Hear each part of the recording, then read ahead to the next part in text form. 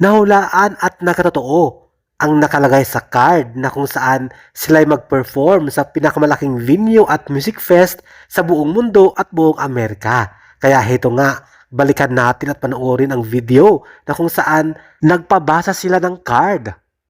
Big venue in the US.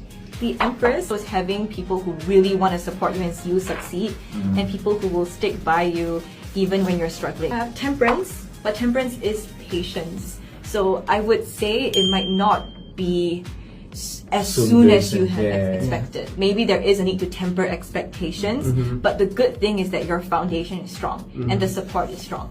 And no matter where you go, you do have like a fan base that will want to see you succeed.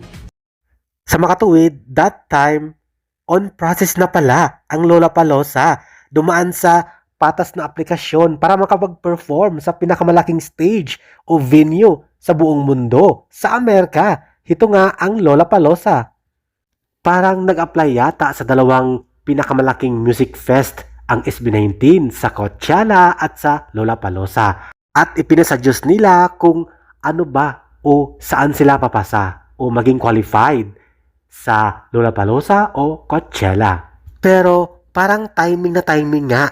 Sila ay pasado at pasok na pasok sa Lollapalooza, hindi sa Coachella dahil meron silang homecoming concert sa Pilipinas this April. Diba? God's timing talaga para may time sila maghanda sa kanilang performance at concert na homecoming o finale concert na wakas at simula sa Parañaque.